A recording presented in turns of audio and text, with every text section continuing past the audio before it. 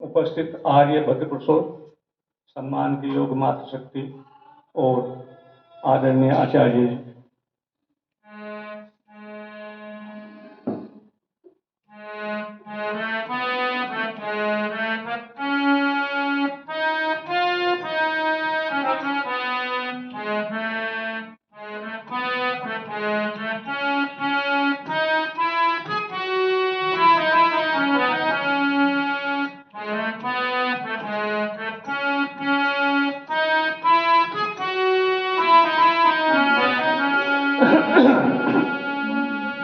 भगवान आर्यों को पहली लगन लगा दे। भगवान आर्यों को पहली लगन लगा दे। वैदिक धर्म की खातिर मिटना इन्हें सिखा दे। भगवान आर्यों को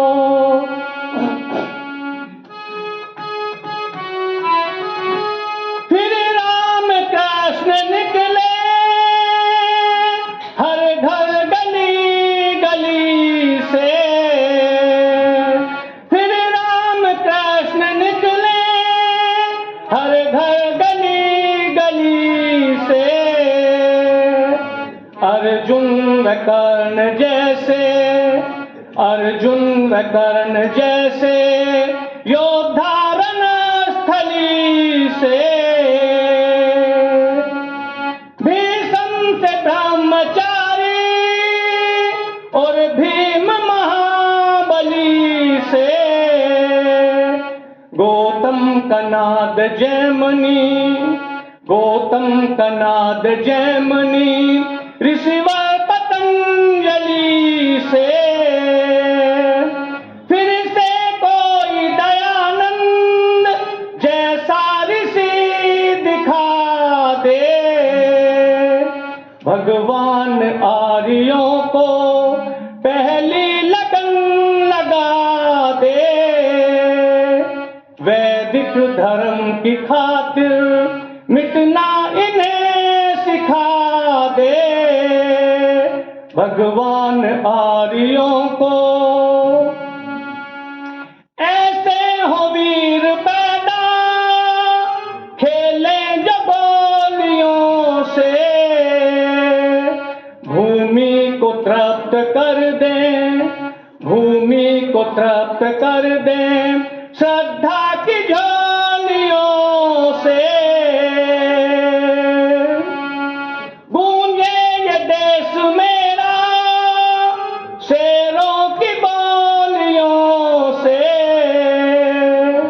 बिस्मिल गुरु भगत सिंह, सुखदेव गुरु भगत सिंह वीरों की टोलियों से। इनको वतन की खातिर फांसी पे भी हंसा दे। भगवान आर्यों को ऐसी लगन लगा दे। वैदिक धर्म की खातिर मिटना इन्हें सिखा दे। भगवान आर्यों को कोई लेख राम जैसा गुरुदास आज होवे।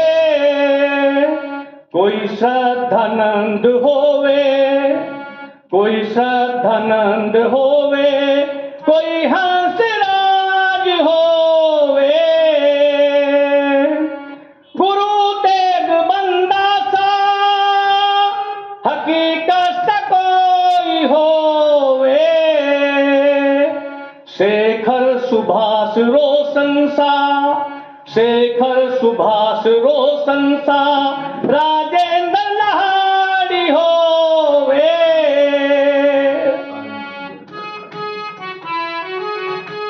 बढ़ती बीमारियों का फिर से इलाज होवे। नेतृत्व जिनका पाकर नेतृत्व जिनका पाकर उन्नत समाज होवे,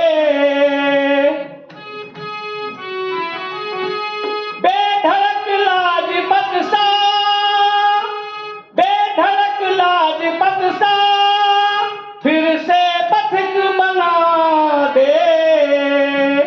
भगवान आर्यों को पहली लगन लगा दे, वैदिक धर्म की खातिर मिटना इन्हें सिखा दे। भगवान आर्यों को पहली लगन लगा दे, भगवान आर्यों को।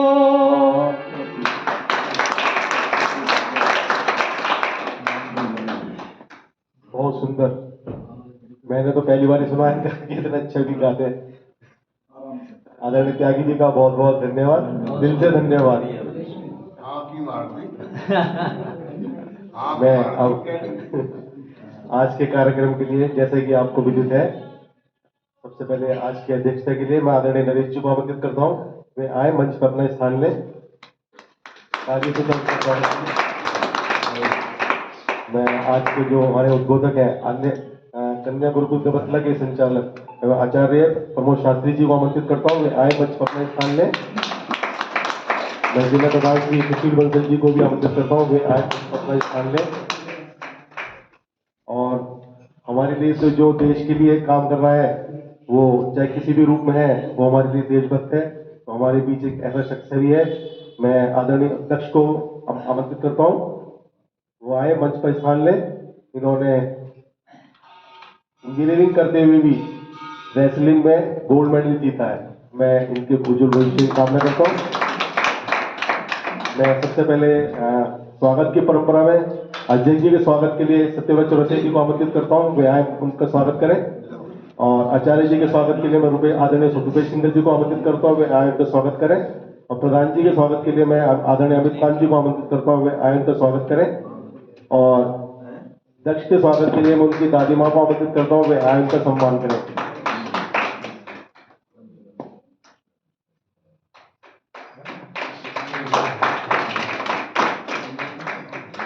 आचार्य जी को आए, अपना स्थान लें।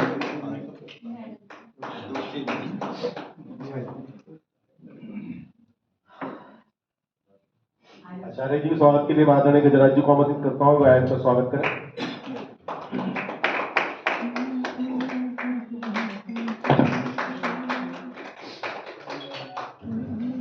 हाँ, बहुत बढ़िया, ये तो अच्छा। ओम। मैं अब आचार्य से अनुरोध करता हूँ, अपना उद्बोधन प्रारंभ करें लगभग 11 बजे। ओम ओम।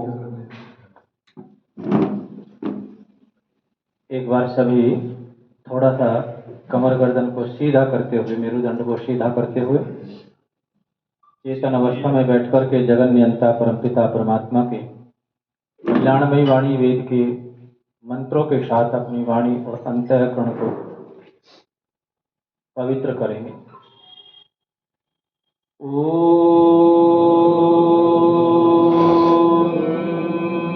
याम मेधाम देवगणाः पितरश्चोपासते तया मामद्य मेधयाग्ने मेधाविनं कुरु।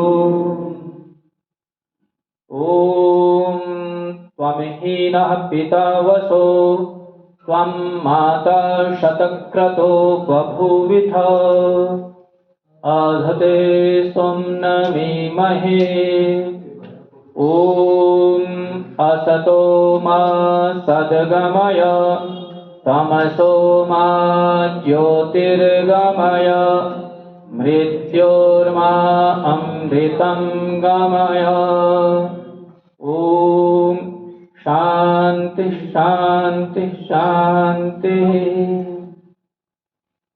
बहुत ही आदर और सम्मान के योग्य आज के अपने इस रविवासरीय सत्संग में इस सत्र की अध्यक्षता कर रहे माननीय अध्यक्ष महोदय, मेरे बाएं हाथ पर विराजमान इस समाज और जिला आर्य प्रतिसभा के माननीय प्रधान समादरणीय बंसल जी, कुशलता के साथ मंच का संचालन कर रहे समादरणीय मंत्री जी, कोषाध्यक्ष महोदय, सभागार में उपस्थित समस्त आर्य महानुभाव, श्रद्धेय वंदनीय योग निर्मात्री मातृशक्ति, पत्रकार बंधु,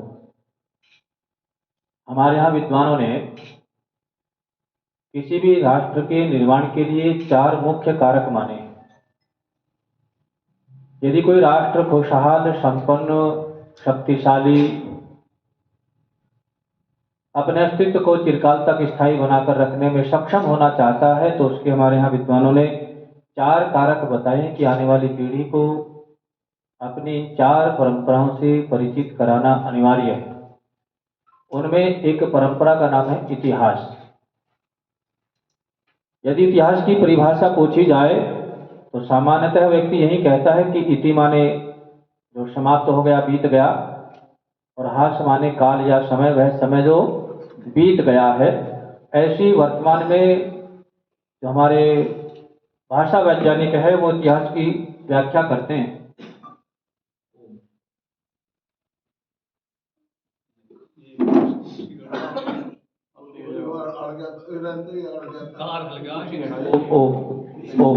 अब ठीक हो गया। लेकिन हमारे यहाँ जो व्याकरण के विद्वान है वो कहते हैं कि इतिहास उसका नाम नहीं है जो कालखंड बीत गया, क्योंकि बीते कालखंड में बहुत सारी ऐसी चीजें होती जिन्हें हम याद रखना नहीं चाहते, इसलिए उसको इतिहास की श्रेणी में नहीं रखते। तो फिर उनसे पूछा कि इतिहास फिर कहते किसे हैं? तो विद्वानों ने कहा कि स्वदेश में पैदा हुए वीर पुरुषों की जीवन लीला का नाम इतिहास है। जो अपने देश में तो पैदा हुए हैं, पहली परिभाषा इसकी क्या है, कसौटी है कि इतिहास उनका पढ़ा जाए, इतिहास वो पढ़ाया जाए जो अपने देश में पैदा हुए वीर पुरुष है। और वीर पुरुषों में भी कुछ जीवन है, ऐसी चीजें रहती जो सामान्यतः जग में नहीं होनी चाहिए, तो कहा उन्हें त्याग दें। तो उनकी जो जीवन लीला है, उस जीवन लीला का जो उदात्त पक्ष है उसका नाम इतिहास है। और आज बड़ा सुखद संयोग है कि हम ऐसे 2 महापुरुषों के जीवन लीला को लेकर के यहाँ उपस्थित है, जिनका जन्म से लेकर के और मृत्यु तक जिस भी पक्ष को उठा करके देखें वो इस विश्व के लिए अनुकरणीय है। लेकिन दुर्भाग्य यह है कि आज ऐसे इतिहास हमारे जीवन से विलुप्त हो रहे हैं। अभी त्यागी जी बहुत बढ़िया गीत गा रहे थे, वेदहर जी का, भगवान आर्यों को ऐसी लगन लगा दे। कैसी लगा दे? जैसी लाला लाजपत राय को लगी। कैसे लोग पैदा हो? महात्मा हंसराज जैसे लोग पैदा। और दोनों पक्ष ऐसे हैं कि इन दोनों के जीवन चरित्र पे आप हफ्तों बोले तो भी इनके पक्ष को हम समय की परिधि में नहीं बांध सकते। आओ 11 बजे तक का समय निर्धारित है, बैठ करके उन महामना को नमन करें और उनके जीवन का जो उदात्त पक्ष लगे, जो अनुकरणीय पक्ष लगे, जो स्वीकार्य चरित्र लगे, उस चरित्र को अपने जीवन में उतारने का प्रयास करें। जिस समय आर्य समाज के इतिहास को पढ़ते हैं, कई लोगों ने आर्य समाज का इतिहास लिखा। उन्होंने सबसे ज्यादा लेखनी यदि चलाई तो पंजाब की धरा को लेकर चलाई।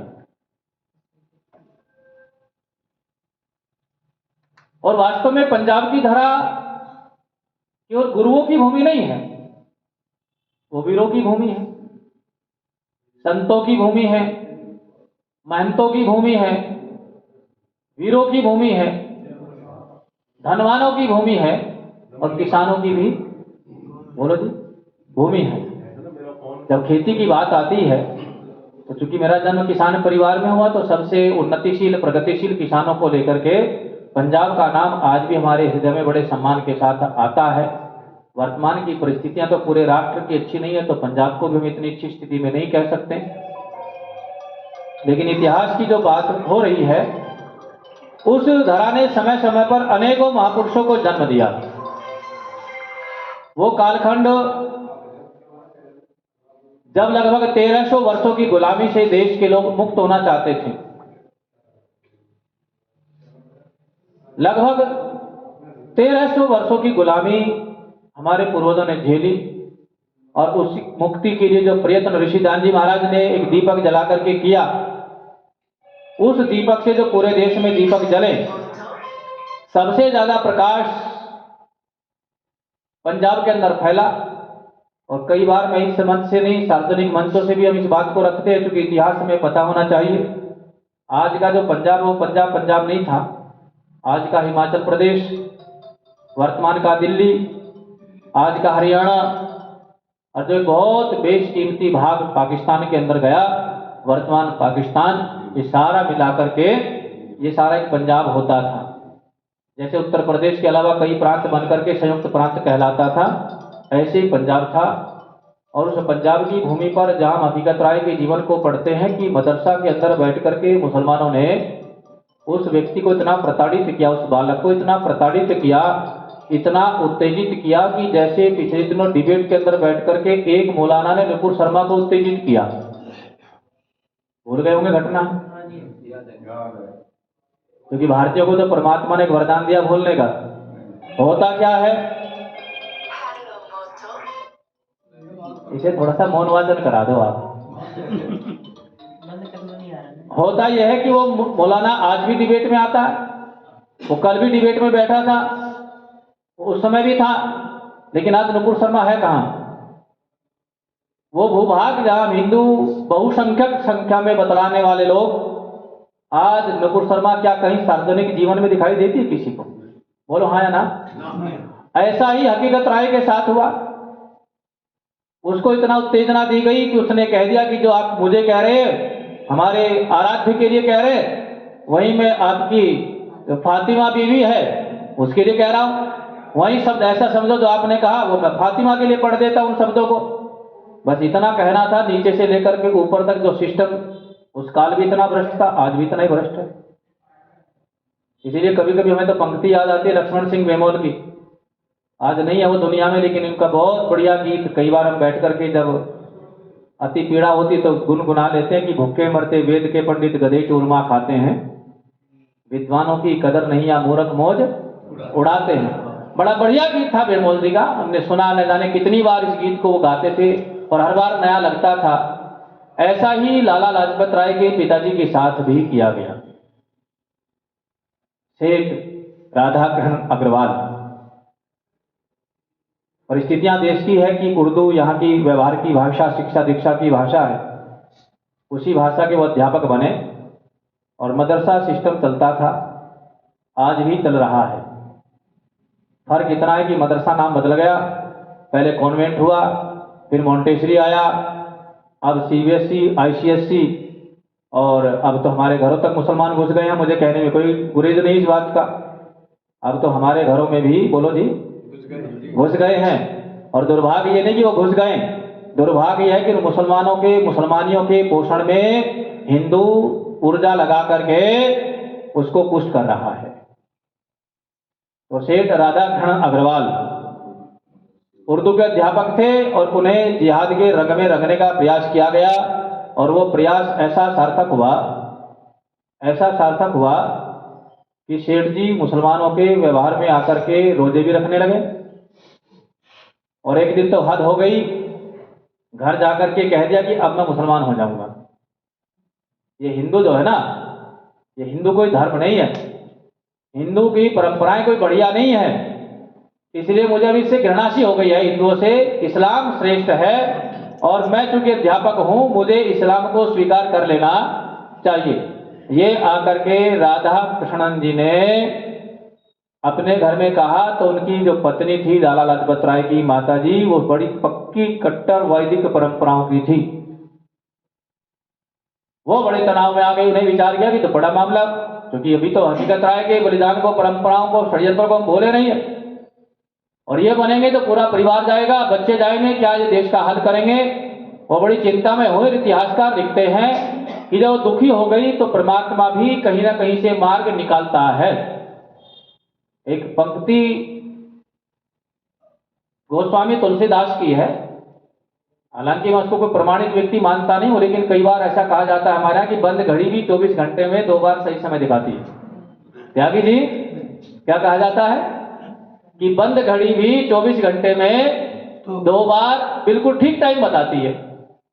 तो कई बार ऐसे लोगों से भी कोई बढ़िया बात हो तो तुलसीदास ने लिखा कि अति संघर्ष करे जो कोई अनल प्रगट चंदन से होए, कि जैसे जंगल में आग लगती है, हमारे यहाँ तो जंगल रहे नहीं तो लगती भी नहीं, पहले लगती थी, खेत में गन्ने के खेत में बहुत लगती थी, अभी भी कभी कभी लग जाती है। लेकिन विदेशों से बड़ी खबरें आती कि वो फला फला जंगल में 6 महीने 8 महीने से आग जल रही है।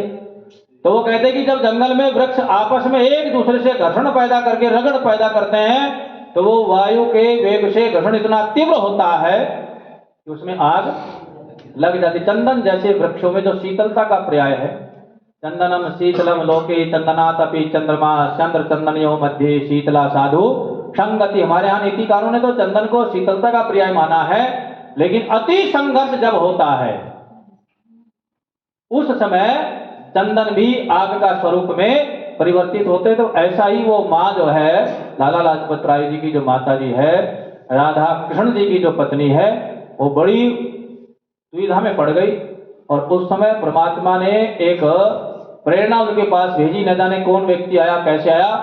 उन्होंने अपने पति से कहा कि महाराज एक काम करो, आपने सारी चीज देख ली? बोले हाँ, एक बार सत्यार्थ प्रकाश और पढ़ दो। देखो ऋषिदास जी महाराज क्या कहते हैं। ऋषिदास जी महाराज इसलिए अनुकरणीय नहीं कि वो आर्य समाज के संस्थापक है, इसलिए नहीं वो गुजराती है, मोदी के उससे आते हैं, इसलिए नहीं कि उन्होंने कोई विशेष काम किया, नहीं, उनके एक एक वाक्य बड़ा अनुकरणीय है। उसका जीवन इतना उदात्त है कि वो महर्षि की पदवी को प्राप्त करने वाली पवित्र आत्मा है। सत्यार्थ प्रकाश में ऋषिदास जी महाराज साफ कहते हैं कि देखो भाई 3 उत्तम शिक्षक होते हैं, पहला माता, दूसरा पिता और तीसरा आचार्य। शतपथ ब्राह्मण के शब्द को कोट करते हुए कहते हैं ऋषिदास जी महाराज। लेकिन आगे लिखते हैं कि देखो जितना उपकार माता करती है इतना कोई दूसरा नहीं करता। पहला व्यक्ति है जो स्त्री को इतना सम्मान दे करके माता को स्पष्ट शब्दों में कहता है कि जितना उपकार मां करती है संतान के प्रति इतना दूसरा कोई ना आचार्य करता है ना पिता करता।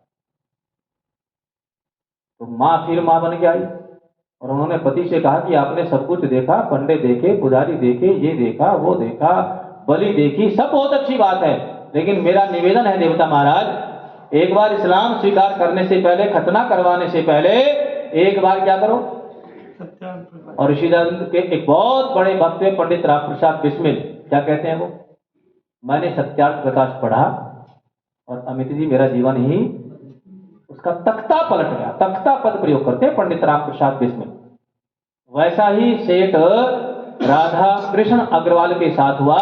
उन्होंने सत्यार्थ प्रकाश पढ़ा और उसका ऐसा रंग जमा, और उस रंग का सौभाग्य ये रहा कि उन्हीं दिनों पंजाब में ऋषिदास जी महाराज का भी आगमन हो गया और उनके पुत्र लाजपत राय ने ऋषिदास के दर्शन किए।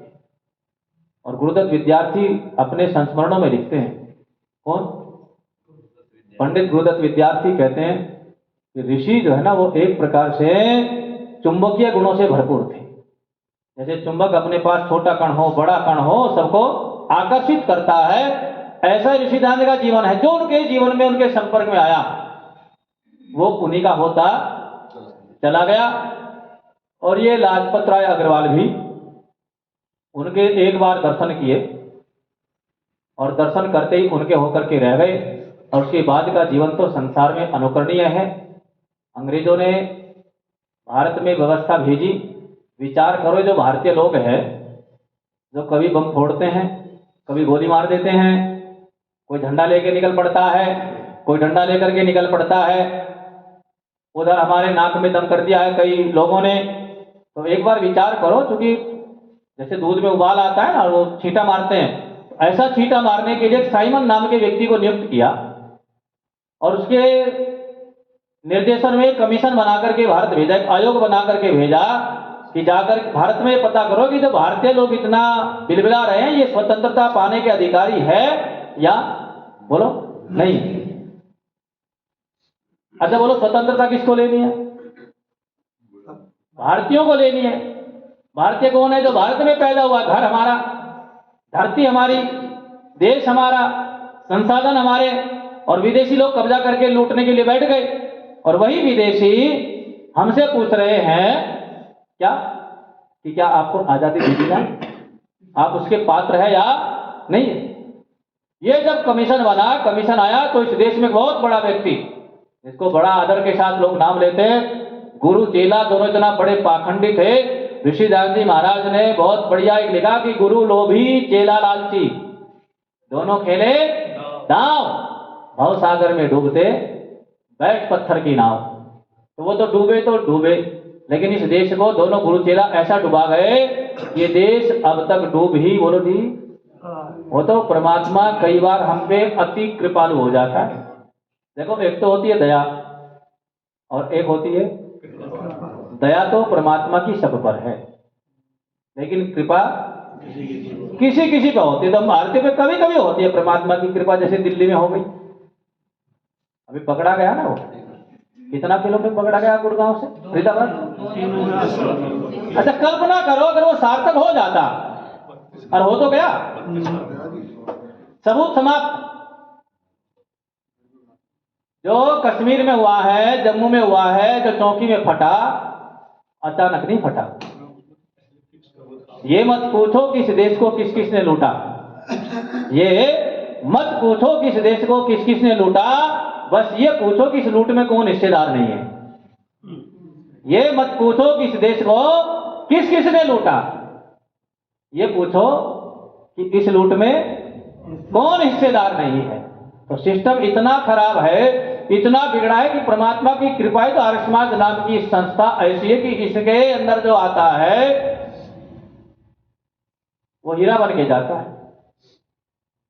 तो उसी समय उन्होंने सबसे पहले झंडा उठाया, लाला लाजपत राय ने क्या कहा, संविधान कमीशन हो गए, आपको भारत आने की कोई आवश्यकता, क्योंकि भारत हमारा है, हम निर्णय करेंगे हमें क्या करना है। आप कौन होते हैं हमें समझाने वाले?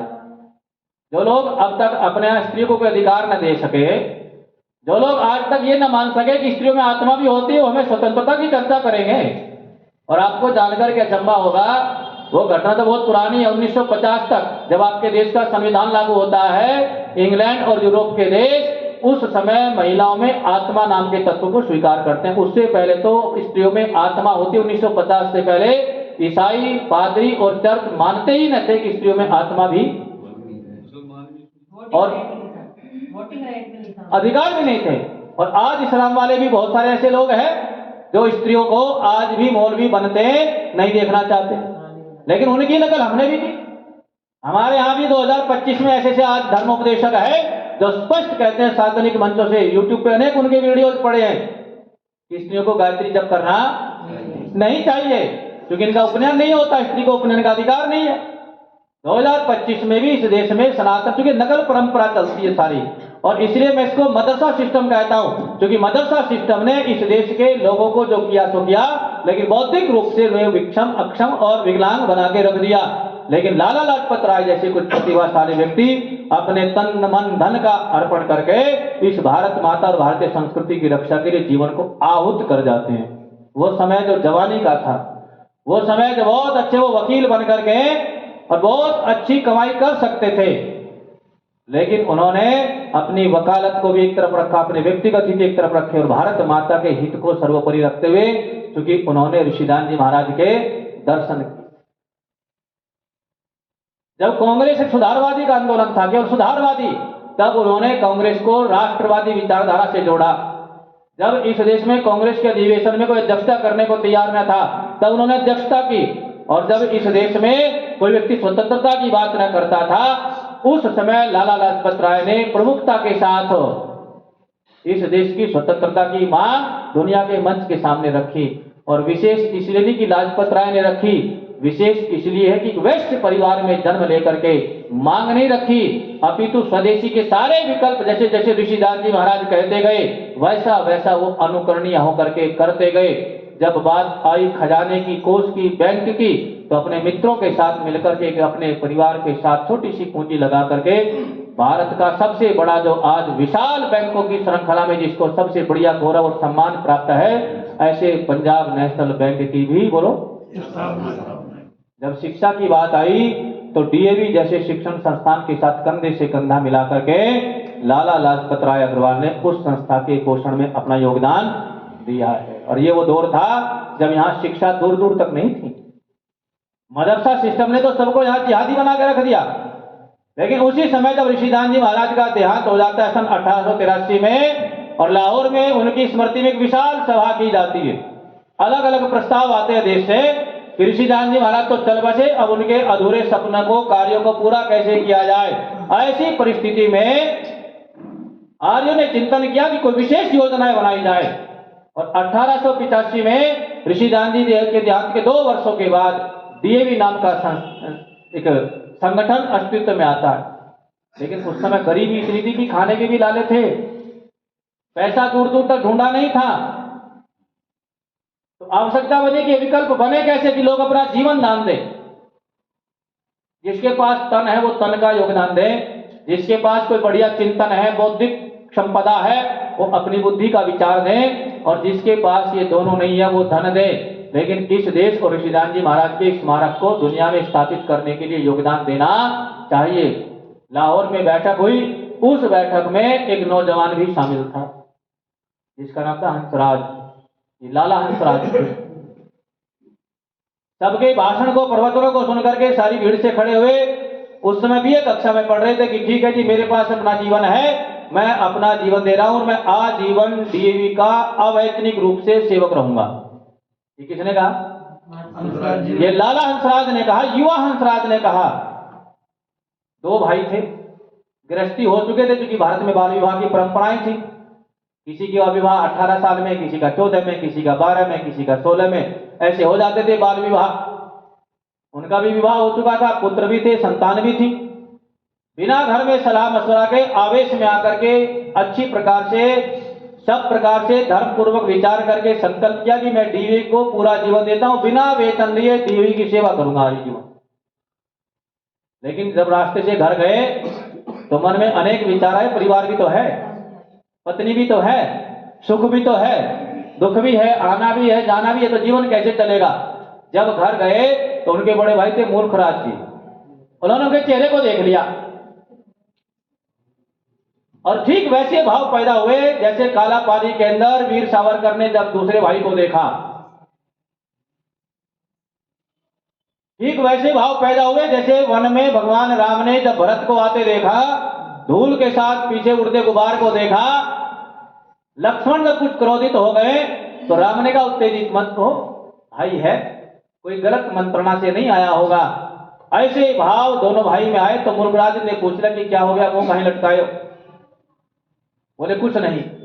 जैसे हम लोग बोलते हैं, कोई पूछे क्या कर रहे हो, बोले कुछ नहीं। क्या हो गया, बोले कुछ नहीं। कहां से आए हो, बोले कहीं से नहीं। गए कहां थे, बोले कहीं नहीं। तो ये भारतीयों का हमारे शिष्टाचार का शब्द है। तो भाई ने कहा नहीं, कुछ तो है, ये जो आपका चेहरा है बता रहा है कि कुछ तो है।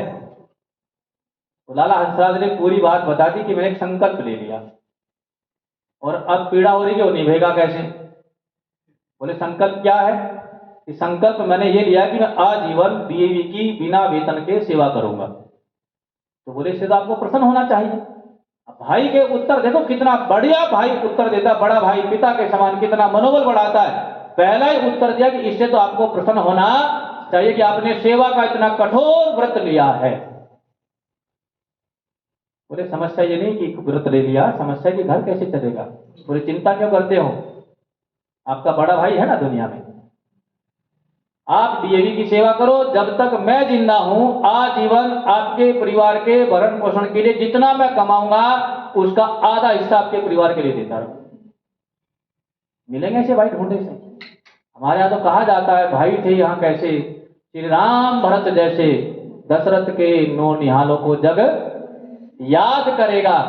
लेकिन भाई मुल्कराज और हंसराज के इस भ्रातृ प्रेम को हमने कहीं ना कहीं इतिहास के पन्नों की धूलों में समेट करके दबा दिया।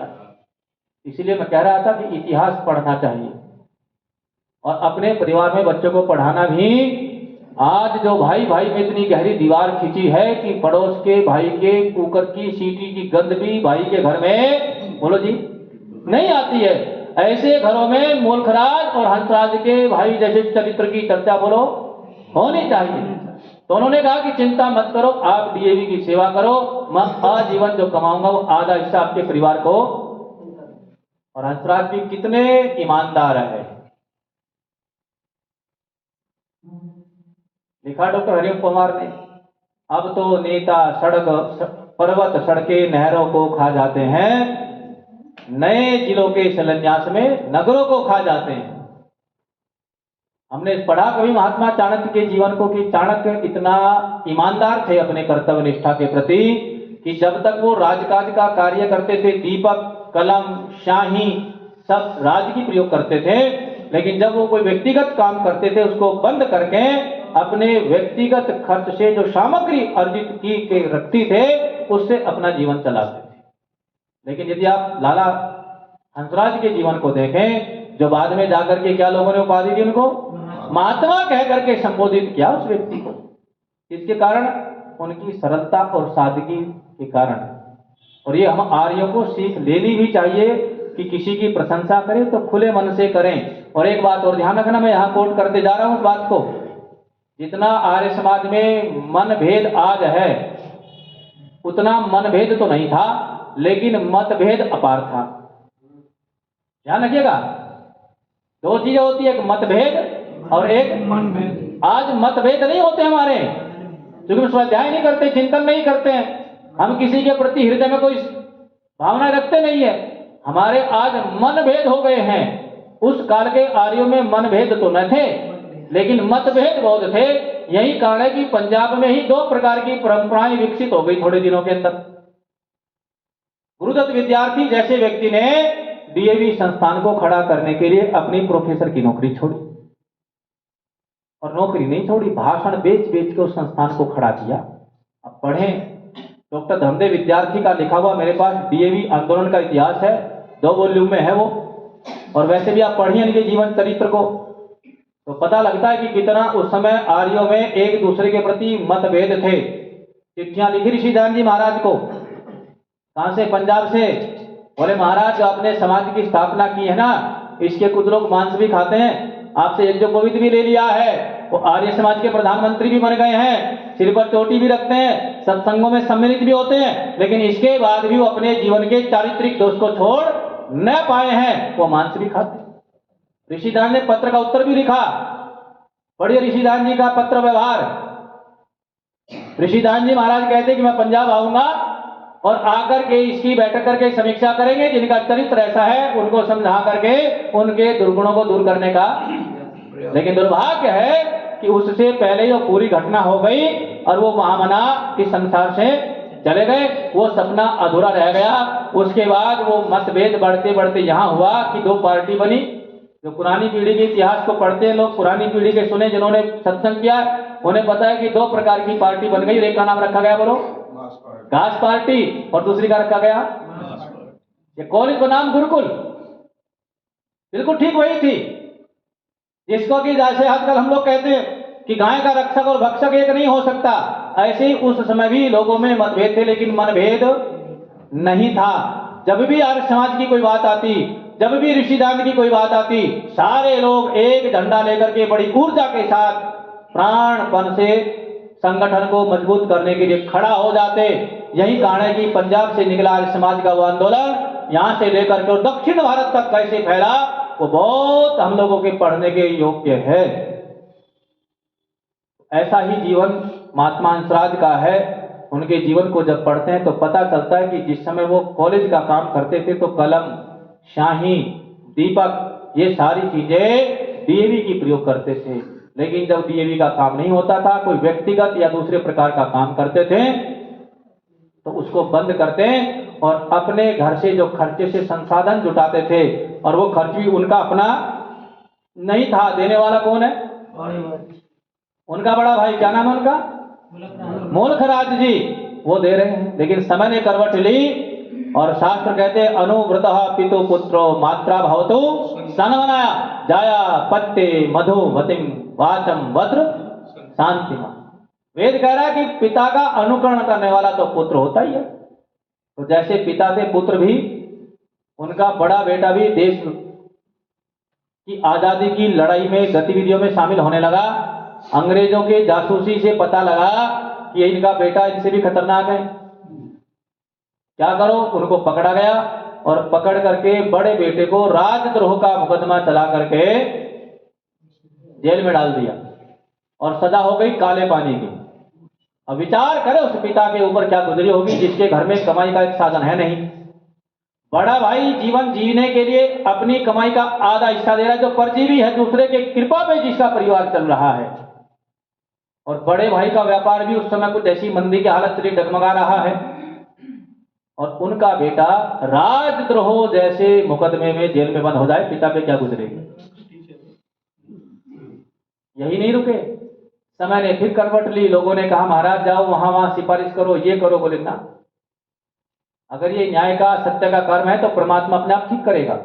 अपील की गई, ईश्वर की कृपा रही कि काले पानी की सजा तो हट गई, लेकिन 7 वर्ष का कारावास हो गया। उन्हें उधर बेटे को कारावास हुआ और इधर छोटा बेटा निमोनिया का बीमार हो गया।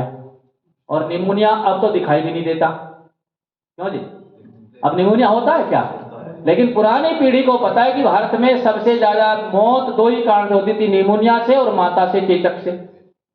ये 2 ऐसी जानलेवा बीमारियां थी, क्योंकि घरों में कोई संसाधन थे नहीं, न सुरक्षा थी न चिकित्सा थी, इन्फेक्शन होकर के सारी चीजें हो जाती थी। छोटे बेटे को निमोनिया हो गया, बड़े भाई का व्यापार डगमगाने लगा। ऐसी परिस्थिति में भी लाला हंसराज ने अपने जीवन के उस संकल्प को नहीं छोड़ा। भाई मुल्खराज ने गरीबी के समय भी छोटे भाई के परिवार का साथ नहीं छोड़ा। परमात्मा की कृपा हुई, सारी चीजें फिर पटरी पर आई। और पटरी पर आने के बाद इस समय महात्मा हंसराज ने जब देखा कि डीएवी थोड़ा मजबूत हो गया, खड़ा हो गया है, इसकी शाखाएं, इसकी आय के साधन बढ़ गए हैं, अब मुझे कोई विशाल कार्य करना चाहिए। तो उन्होंने आर्य युवक समाज की स्थापना की, एक नया संगठन बनाया। क्या बनाया, जैसे आर्य समाज में अनेकों संस्थाएं इस समय चल रही है, वैसे उस समय भी थी। ऋषिदान जी महाराज ने एक संस्था बनाई, उसका नाम क्या रखा, आर्य समाज। उत्तर प्रदेश के संयुक्त प्रांत में आर्य समाज से निकल करके युवाओं के लिए, कुमारों के लिए एक संगठन बनाया, जिसका नाम रखा आर्य कुमार सभा। पंडित रामप्रसाद बिस्मिल जैसे लोग जिसके सदस्य बने। और पंडित रामप्रसाद बिस्मिल के जीवन चरित्र को अगर आप उठा करके देखेंगे, पढ़ेंगे, तो बड़ा अचंभा होगा। मैं निवेदन कर रहा था कि आर्य समाज के लोगों में मनभेद तो न थे, लेकिन मतभेद भी कम। जिस समय रामप्रसाद बिस्मिल जैसे क्रांतिकारी इन सभाओं से जुड़ने लगे, गतिविधियां बढ़ने लगी, तो बड़ी पीढ़ी के बूढ़ों को चिंता हुई, ये तो खा जाएंगे भाई तुम्हारे पद को, तुम्हारी कुर्सी को। आर्य समाज के लोगों ने ही आर्य समाज मंदिर पे ताला लगा दिया। क्या कह करके कि सत्संग के बाद कोई आर्य समाज के भवनों में प्रवेश, क्योंकि कुमार सभा की जो शाखाएं थी वो सुबह लगती थी, शाम को लगती थी, और आर्य समाज पे लग गया ताला। अब क्या करे कुमार सभा के नौजवान। कुमार सभा के लोगों ने देखा कि यहाँ पड़ोस में एक मैदान है, आर्य समाज के लोगों ने तो ताला लगा दिया, हमारा प्रवेश प्रतिबंधित किया, आपको हम आने नहीं देंगे, आएंगे नहीं तो आप कुछ करेंगे नहीं, करेंगे नहीं तो हमारे पद कैसे कब जाएंगे, क्योंकि हमें तो किससे प्रेम है बोलो, हम तो पदजीवी हो गए हैं, हम तो बिना पद के जिंदा बोलो जी रह ही नहीं सकते। और ये टकराव बनता है, एक पुरानी पीढ़ी अगली पीढ़ी को स्थान देना ही नहीं चाहते, क्योंकि हमने किसका उल्लंघन किया बोलो, हमने शास्त्र परंपरा का उल्लंघन किया। आ रही हो, शास्त्र परंपरा कहती है कि पिता अपने जीते जी वानप्रस्थ ले लें। क्या करें बोलो जोर से, वानप्रस्थ लेकर के क्या करें, अपने घर की सारी जिम्मेदारी बेटा बहू को सौंप दे और घर छोड़ करके कहां चला जाए बोलो, वन में जाए, आश्रम में जाए, गुरुकुल में जाए, वहां जाकर के तप करे, स्वाध्याय करे, दूसरों को पढ़ाएं, दूसरों के जीवन के निर्माण में योगदान दे। और ये परंपरा जब तक चलती रही तब तक इस देश में सारी चीजें बढ़िया रही, लेकिन ये परंपरा हमारी टूट गई। आज मरने के बाद पगड़ी मिलती है बेटे को, बोलो मिलती है कि नहीं मिलती त्यागी जी, पगड़ी कब मिलती है बेटे को? पिता मरेगा ये प्रतीक्षा करे पुत्र। अगर मुझे पगड़ी लेनी है, मुझे मुकुट लेना है, मुझे राजा बनना है, तो क्या करना पड़ेगा? पहले पिता की चिता को अग्नि देनी। ये हमारी आश्रम परंपरा के नष्ट होने का सबसे बड़ा सनातन परंपराओं में प्रमाण है। वैसा ही परंपराएं वहां भी थी। उन्होंने कहा कि ये नौजवान आ गए, अभी हमें टिकने थोड़ी देंगे, मतलब ऊर्जा अपार है तो क्रांति मचा के रख देंगे। तो ताला लगा दिया, अब यहाँ कुमार सभा की बैठकें नहीं होगी, कोई कार्यवाही नहीं होगी। तो कुमार सभा के लोगों ने मैदानों में सभा लगानी जब प्रारंभ की तो उसका दोगुना लाभ हो गया। घर के अंदर वो है ना कहावत कि जंगल में मोर नाचा, किसने देखा? लेकिन वो मोर अब कहाँ नाच रहा है? वो मैदान में नाच रहा है। और उस मैदान में इतनी भीड़ आने लगी कि उस भीड़ को देख करके फिर इनके प्राण फट गए। तो ये और बड़ा काम हो गया। तो ये इतिहास है हमारा। तो ऐसे ही पंजाब के अंदर उन लोगों ने विचार किया कि पुरानी पीढ़ी के लोग तो आर्य समाज में आते हैं, लेकिन युवा पीढ़ी हमारी नहीं आती, क्योंकि इनकी समझ में बातें नहीं आती, इनके लिए कोई विशेष हमारे पास सिलेबस है नहीं। तो फिर क्या किया? उसके लिए उन्होंने आर्य युवा समाज की स्थापना की। और आर्य युवा समाज में जो विद्यार्थी थे, छात्र थे, जो डीएवी से बाहर के भी तो आने लगे। और लाला हंसराज माने महात्मा हंसराज अपने आप उनको संध्या, हवन, धर्म शिक्षा और इन सारी चीजों का उपदेश करने लगे। धीरे धीरे 2-3 पीढ़ी एक साथ बैठने लगी, बच्चे बैठने लगे, पिता बैठने लगे और दादा भी आर्य समाज भवनों में बैठने लगी। भीड़ बढ़ने लगी और जब भीड़ बढ़ने लगी तो भवन छोटे, बोलो जी। तो फिर हमारे पूर्वजों ने एक नया पक्ष निकाला, इन भवनों को बोलो जी बढ़ाओ। और वो परंपरा आज तक चल रही है। लेकिन हमने भवन तो बढ़ाए आर्यों, भवनों में आने वाली संख्या हमारी कम होती चली गई। और जब ये संख्या कम होती गई, देश आजाद हो गया। देश की आजादी के बाद बहुत सारी चीजें आई। तब हमारी सार्वदेशिक सभा ने एक निर्णय लिया कि पूरे देश में एक समान व्यवस्था लागू की जाए। और जैसे हमारी सार्वदेशिक आर्य प्रतिनिधि सभा है, ऐसे ही युवाओं का एक संगठन बनाया जाए जिसका नाम रखा गया आर्यवीर दल। और 26 जनवरी सन 1926 को उसकी स्थापना की गई। तब से लेकर के सार्वदेशिक सभा के बैनर तले केवल 2 ही राष्ट्रवादी संगठन, आर्य समाज हमारी अलग व्यवस्था है, उसी के समांतर युवाओं का एक संगठन है जिसका नाम है बोलो जी आर्यवीर दल। इसकी शाखाएं लगती थी। लेकिन अब धीरे धीरे न जाने क्यों ये परंपरा हमारी बंद होती चली गई। और जब बंद होती चली गई तो नया रक्त आर्य समाज को मिलना बोलो जी बंद हो गया। और जब नया रक्त मिलना बंद हो गया तो धीरे धीरे जो पुरानी पीढ़ी थी वो और पुरानी होती चली गई। और पुरानी पीढ़ी के लोग जाते गए और नई पीढ़ी के लोगों का आना बंद हो गया। भवन बने रहे, दीवारें बड़ी मोटी मोटी रही, मजबूत लेंटर रहा, लेकिन इसकी सुरक्षा करने वाला हमारे बीच में नया रक्त नहीं आया। तो क्या होता है कि जिस मकान में कोई रहता नहीं है, मनुष्य आना जाना बंद करते हैं, वहां कीड़े मकोड़े, खरपतवार और दूसरे प्रकार के जीव जंतु अपना आवास बोलो जी। आज आर्य समाज बिल्कुल इसी अवस्था में है। सैद्धांतिक लोग, दृढ़ता वाले लोग पुरानी पीढ़ी के लोगों को छोड़ दें। आप 30-35 साल 40 साल से नई उम्र के लोगों को पूछे, आर्य समाज के इतिहास की कुछ बातें पूछ करके देखो, आर्य समाज के 5-7 नियम पूछ करके देखो, उनसे संध्या यज्ञ के मंत्र सुन करके देखो, और बड़ी बड़ी सैद्धांतिक चर्चाएं तो बहुत आगे की बात है। उन्हें इन सब चीजों से कोई लेना देना बोलो जी नहीं। तो एक समय था कि संध्या के मंत्र सबको कंठस्थ होते थे। घर में लोग जाते थे, स्नान भोजन बाद में, पहले अपनी दिनचर्या, पहले आर्य समाज का काम, उसके बाद में घर परिवार का काम। भारत सरकार में तो मोदी जी आज इस बात को कह रहे हैं कि नेशन फर्स्ट, राष्ट्र प्रथम, लेकिन आर्य समाज के लोगों ने अपनी स्थापना से लेकर के आज तक अपने जीवन में राष्ट्र को सबसे पहला स्थान दिया। और यही कारण है कि जिस समय अमर स्वामी जी महाराज लिखने बैठ गए, उन्होंने लिखा कि पुरानी पीढ़ी के लोगों ने अपने घरों को बर्बाद करके आर्य समाज को बोलो जी आबाद किया है। यदि लाला लाजपत राय जी अपने घर परिवार तक रहते तो पंजाब नेशनल बैंक जैसी संस्था दुनिया के अस्तित्व में न आती। आप लोगों के मुझे नहीं पता कितनों के खाते बैंक में है, किस किस में है, लेकिन मैं अपना अनुभव बता रहा हूं। मैंने 5-6 बैंकों को नौकरी से लेकर के वर्तमान तक, गुरुकुल से लेकर के सारी व्यवस्था में देखा, लेकिन चूंकि मूल में जैसी भावनाएं रहती है वैसी भावना आगे बढ़ती है। पंजाब नेशनल बैंक का अनुभव अन्य बैंकों की अपेक्षा मुझे लगता है सबका बेहतर होगा। वहां के कर्मचारियों का व्यवहार, वहां की सेवा, वहां की व्यवस्था।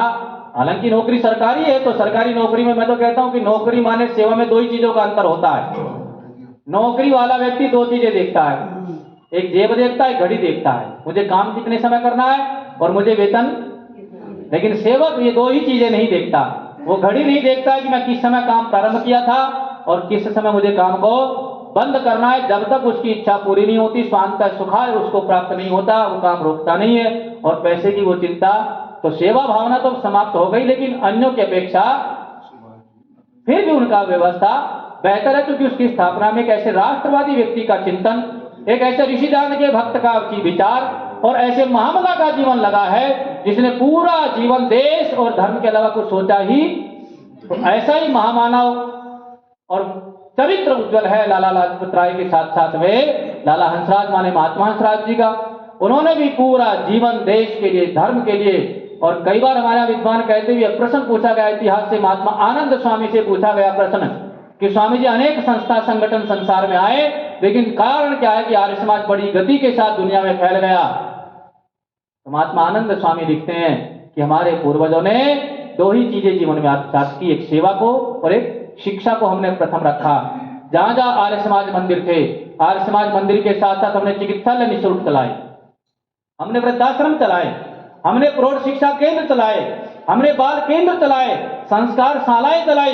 ये इस समय भारत के बाहर आर्य समाज के अलावा जितने सामाजिक संगठन काम करते हैं, उनके जितने भी अनुषंगिक संगठन हैं, उन सब ने आर्य समाज के कार्यप्रणाली से ही कॉपी को करके अपने कामों को बढ़ाया है। लेकिन बात घूम फिर करके यही आती कि बड़ी गौर से सुन रहा था जमाना कि हम ही सो गए दास्ता कहते कहते बार बार ये पीड़ा हृदय से उभरती है।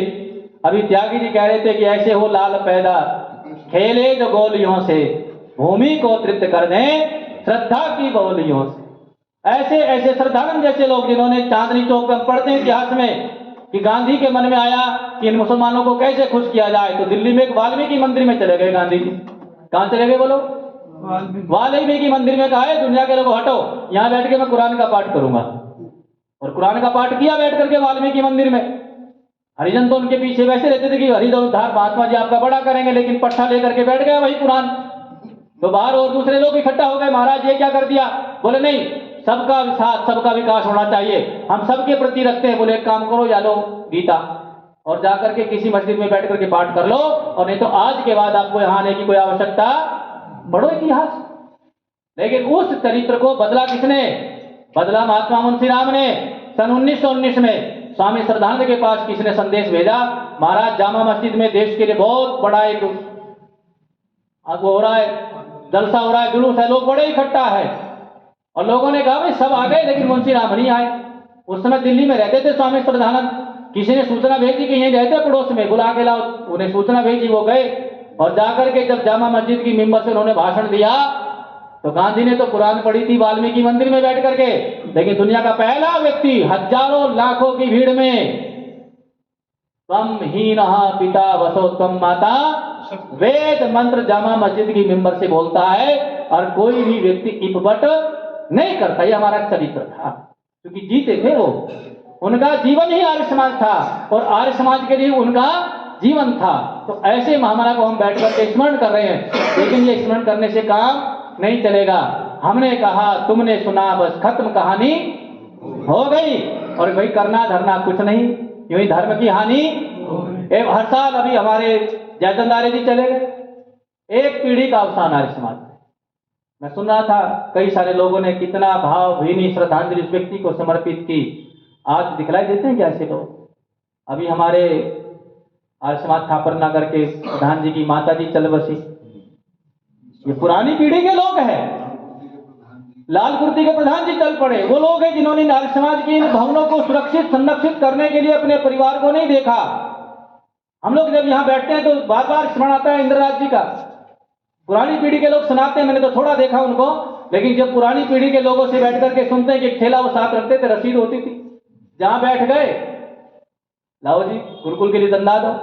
अभी हम पिछले दिनों यहाँ 2-3 दिन के हमारी छोटे भाई की पत्नी का परीक्षा थी इसी में कोतवाली के सामने कॉलेज में, तो वहां बराबर में दुकान पर बैठ गए तो उन्होंने अपनी नई कथा बताई कि हम तो 3-4 पीढ़ी से आर्य समाजी, हम तो बैठते थे और देखो जी इंदिरा जी साल भर में 1-2 बार आते थे, लेकिन जब आते थे तो क्या लेने आते थे? चंदा। किसके लिए? गुरुकुल के लिए।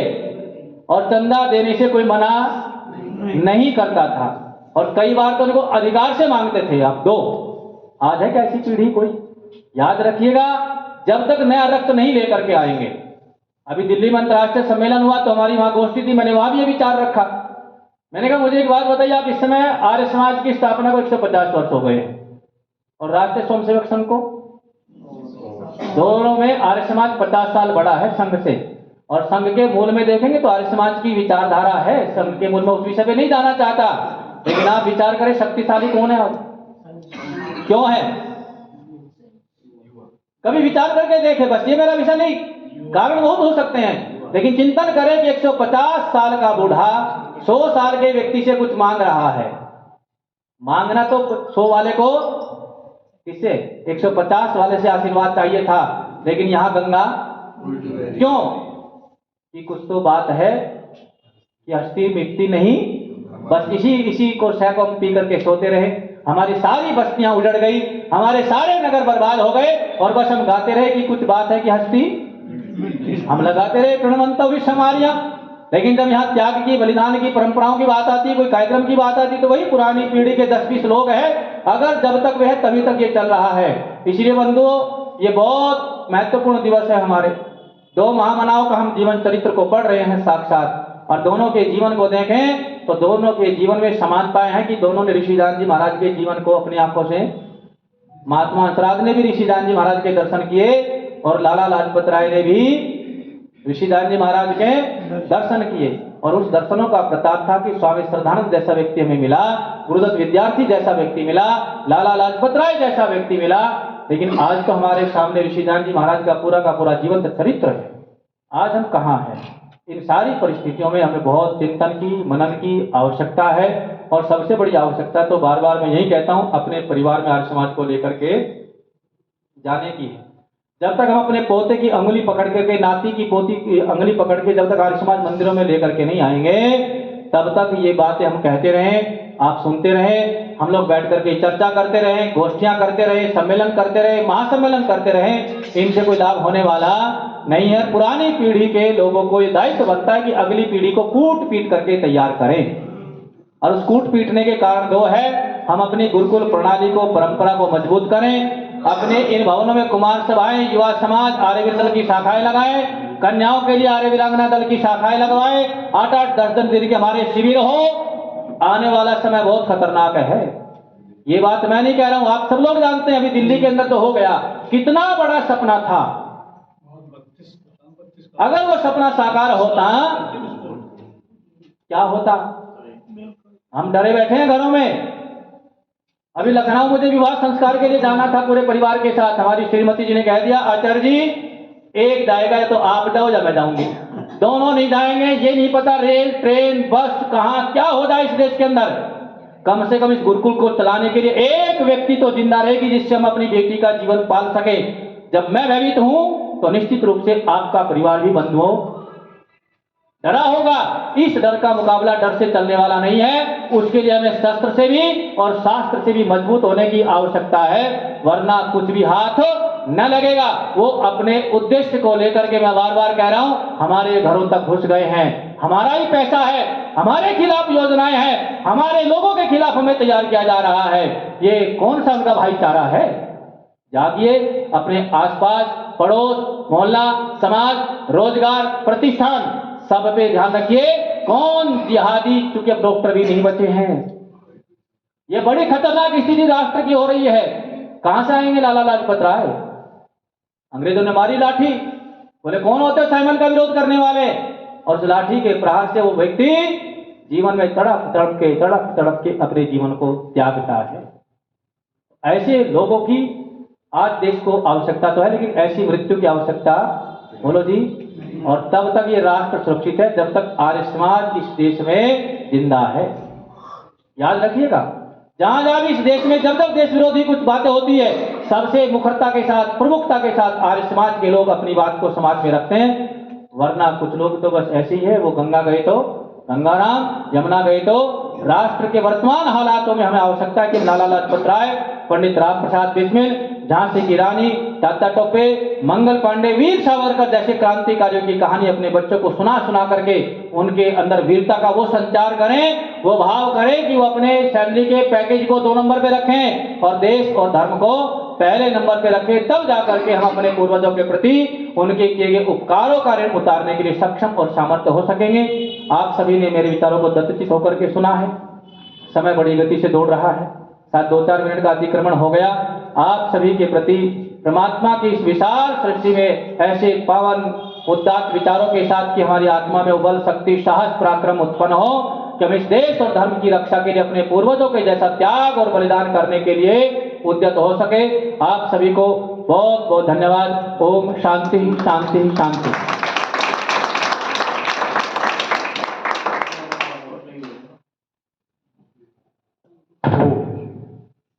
बहुत ही प्रेरणादायक उद्बोधन। जैसे कि आजकल है ना, गुरुकुल प्रणाली इसलिए ही जरूरी हो गई है कि लोगों बच्चों में जैसे संस्कार होंगे वैसे ही देश हित की बात होगी। मैं आचार्य जी को देखता भी हूँ कि बहुत ही परिश्रम से अपने गुरुकुल को चला रहे हैं और सब संसाधन भी पूरे नहीं है। पीछे इन्होंने वीडियो घेरी भी थी कि लकड़ी भी खुद ही काट रहे थे, उसमें बच्चे भी काट रहे थे, ये भी काट रहे थे, संसाधन भी पूरे नहीं होते, लेकिन फिर भी करना पड़ता है। तो इसलिए सबसे अनुरोध भी है कि गुरुकुल के लिए जितना अधिक से अधिक हो सके दान भी दें, क्योंकि देंगे तो आगे कुछ पड़ेगा। कम से कम इतनी तो राष्ट्र रक्षा के लिए कर ही सकते हो कि किसी भी चीज के लिए मंदिरों में देते हो तो गुरुकुल के लिए, या अपने बच्चों का कोई भी उत्सव हो गुरुकुल में मनाए तो कुछ दान दक्षिणा दी जाए तो गुरुकुल के संचालन में सही हो। मैं अब आगे अध्यक्ष जी को अनुरोध करता हूँ कि अपना अध्यक्ष भाषण है। देखो, मंत्री जी ने एक संकेत किया है। सत्य तो यह है कि हमसे मांगने नहीं आता, और बिना मांगे बिना रोए तो माँ भी दूध बोलो जी नहीं पिलाती, ये सत्य है। और मांगना हमसे आता नहीं। इसलिए समस्याएं ज्यादा है। कई लोग मांगने में इतने निपुण होते हैं कि मैं कहता हूँ कई बार कि विधर्मी हमारे घर से मांग करके ले जाते हैं। पैसा हमारा, संपदा सनातन की, आर्य समाज की, और लूट कौन रहा है? मुसलमानी। वो निपुण है इस चीज में, इस कला में निपुण है, वो जानते हैं पैसा कैसे मांगा जाना। हमसे मांगा जाने क्या कारण है, परमात्मा का काम मान करके कर रहे हैं। लेकिन अगर आपको अच्छा लगता है कि हाँ हो रहा है, और भी कुछ नहीं, कम से कम सनातन की परंपरा के लिए गायों की रक्षा, कन्याओं का उत्साहवर्धन हो रहा है, जीवन निर्माण हो रहा है, ये पक्ष विपक्ष तो चलते हैं संसार में। जिसके साथ कोई विपक्ष नहीं, समझ लो वो मरा हुआ है।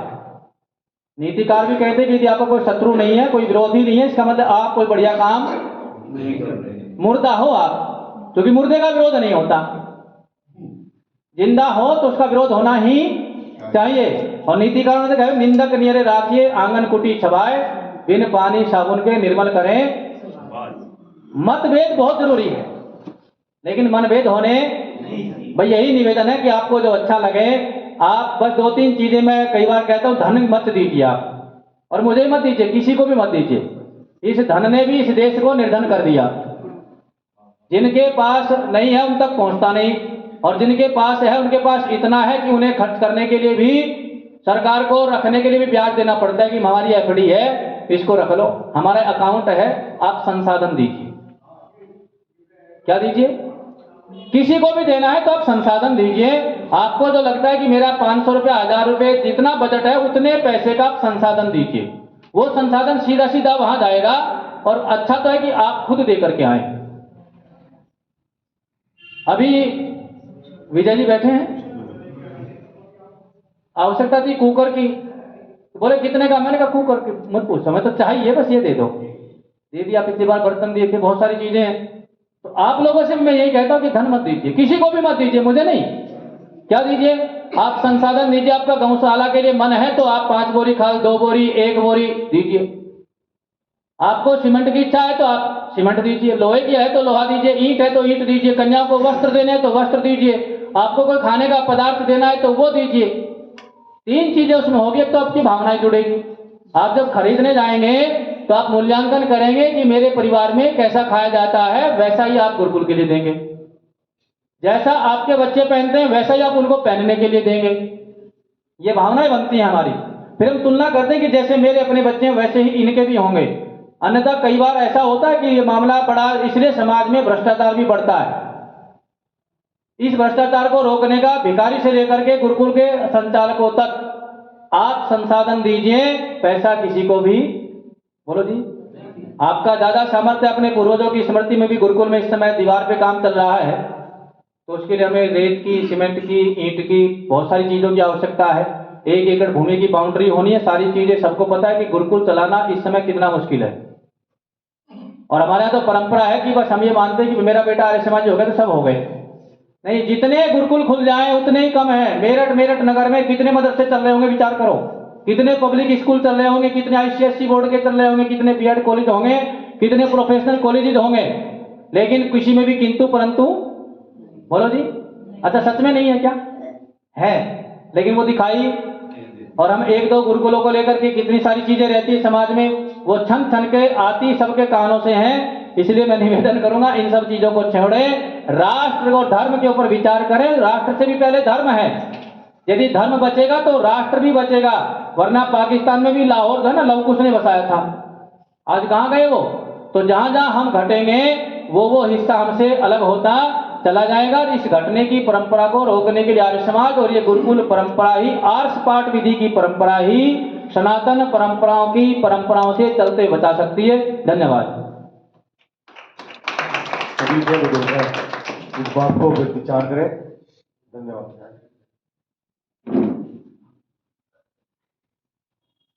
आदरणीय प्रधान जी, मंत्री जी, मातृशक्ति मदर पुरुषों, अभी आपने आर्य समाज के दोनों महानुभाव महात्मा अंतराज जी एवं वो हिलेगा आपका स्पीकर, लाजपत राय के जीवन गाथा सुनी और उन्होंने परिश्रम किया। आचार्य प्रमोद जी का बहुत बहुत धन्यवाद और प्रार्थना ऐसे उपदेश आते रहें और देते रहें। आप सभी का धन्यवाद।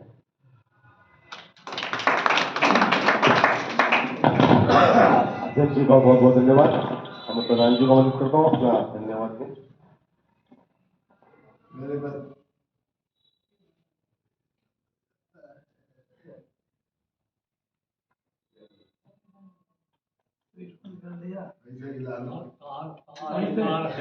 वहीं से हिला,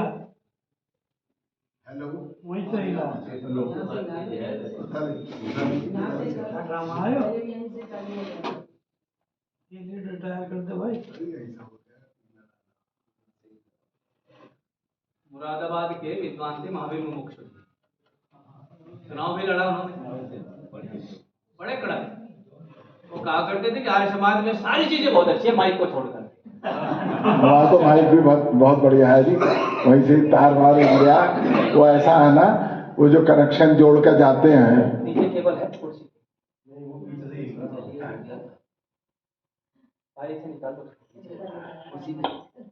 जो कनेक्शन जोड़ के जाते हैं ना, वो जब माइक वाले आते हैं तो वो गड़बड़ हो जाती है। वो सब उनके तार वार निकाल जाते हैं। जब भी बड़ा प्रोग्राम होता है तो वो अपना काम सिद्ध करके चले जाते हैं।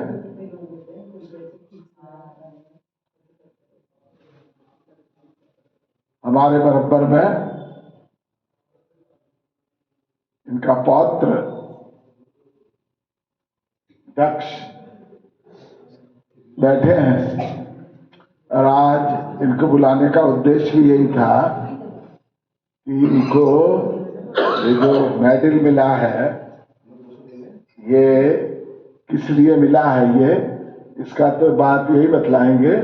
तो मैं शास्त्री से प्रार्थना करता हूँ इसे बच्चे को एक बार फिर अपने हाथ से बनावे और इसके उज्जवल भविष्य की कामना करते हैं। खड़े हो जाओ, तुम फोटो खींच लो। हाँ,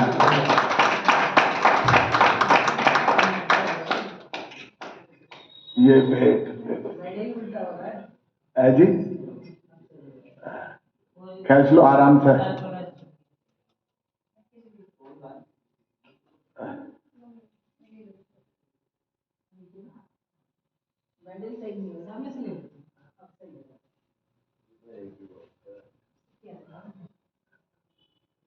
ये हमारी मनोरमा रस्तोगी जी स्त्री समाज की बहुत पुरानी सदस्य हैं, बहुत टाइम से देख रहे हैं, पता नहीं कितने समय से हैं।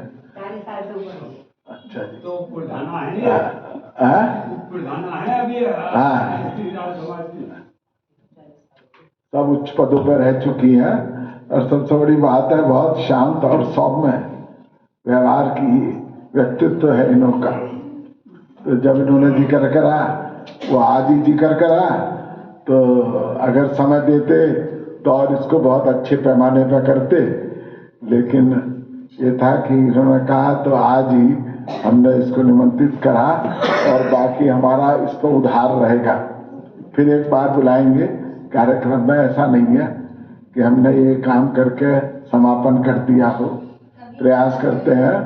है जी, मद्रास चलो अपने बारे में आगे यही बताएंगे कि किस को मिला।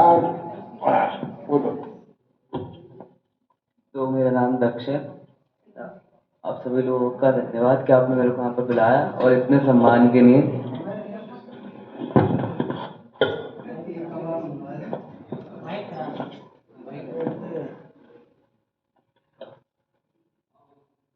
तो आप सभी के आशीर्वाद के साथ ही मैं स्कूल आ पाया हूँ। बस नेक्स्ट टाइम जब यहाँ पर आऊँ तो अब मद्रास है मेरा आर्म रेसलिंग कॉम्पिटिशन, वो इंटरनेशनल है और उसमें भी गोल्ड के साथ बैठूँ। बस आप लोग आर्म रेसलिंग का, आर्म रेसलिंग गोल्ड मेडल लिया नेशनल लेवल पे। मद्रास में स्टेट भी खेला हूँ मैं, लेकिन ये नेशनल था, स्टेट में भी गोल्ड था, नेशनल में भी गोल्ड है। अब मद्रास जाना, उसमें भी आपका आशीर्वाद है, गोल्ड आएगा। गोल्ड आएगा तब उसके बाद जब मद्रास के बाद आएंगे तब एक बार फिर इनको निमंत्रण देंगे, समझे जी, और अच्छा कार्यक्रम करेंगे। और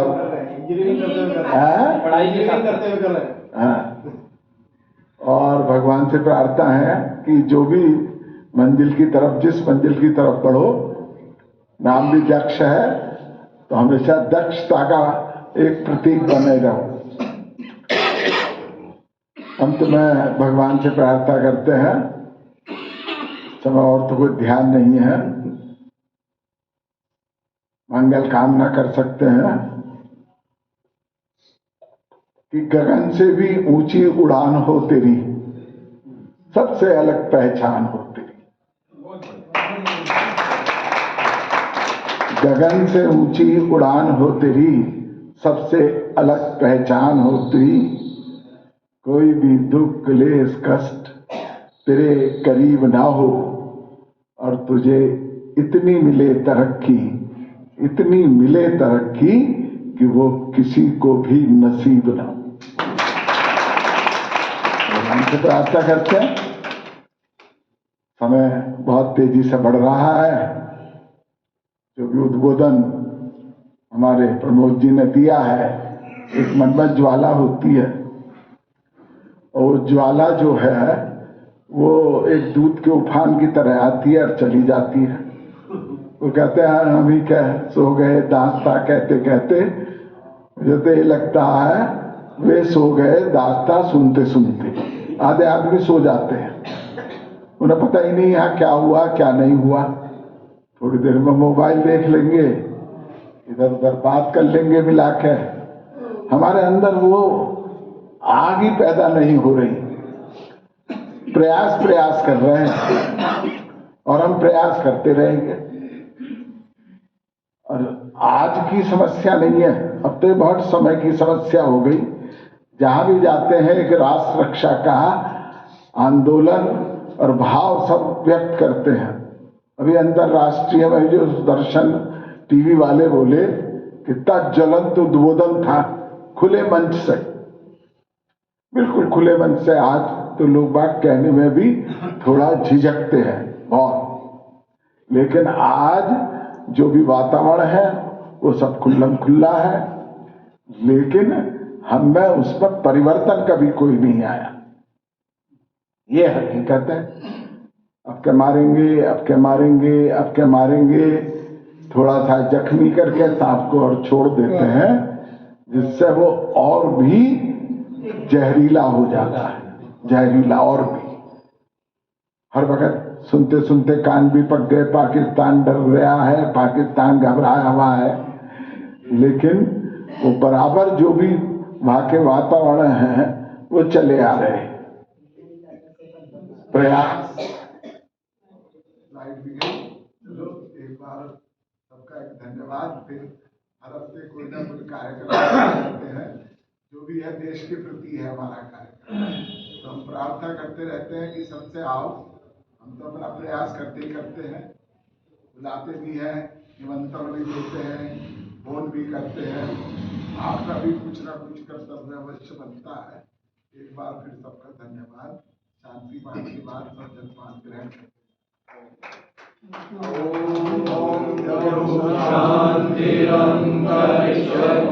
शांति पृथ्वी शांतिराप शांतिरोषधयः शांति वनस्पतयः शांतिर्विश्वे देवाः शांतिर्ब्रह्म शांति सर्वं शांति शांति शांति शांति।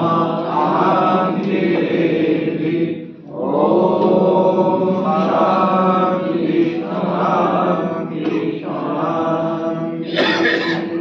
जो बोले सो अभय धर्म की जय, गुरुवर विजयानंद की जय, महर्षि स्वामी दयानंद की जय, मर्यादा पुरुषोत्तम श्री रामचंद्र की जय, योगेश्वर श्री कृष्ण चंद्र की जय, भारत माता की जय, गौ माता की बचाओ, आर्य समाज अमर रहे, ओम का झंडा ऊंचा रहे, वैदिक ध्वनि।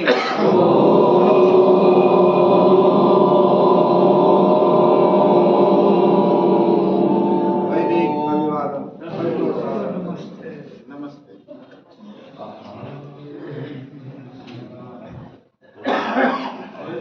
हाँ जी, बढ़िया बढ़िया।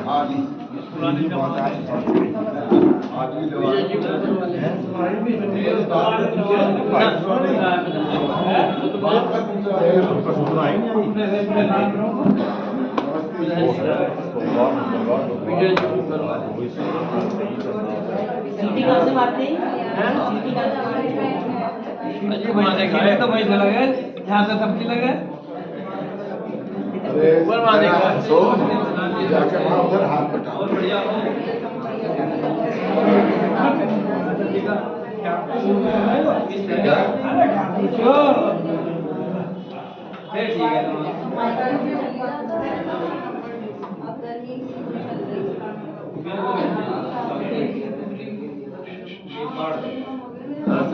क्या कह रहे हैं घटा दो मेरा बोलो चक्कर में अरे परेशान होने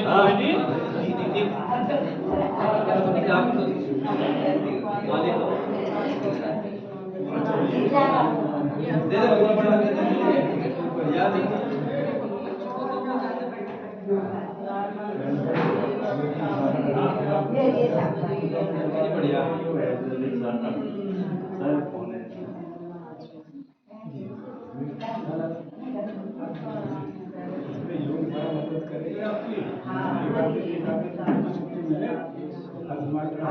गर्मी के थोड़ा सा लोग तो वहाँ चल रहा है, लाइव चल रहा है, जल्दी करो काम बोला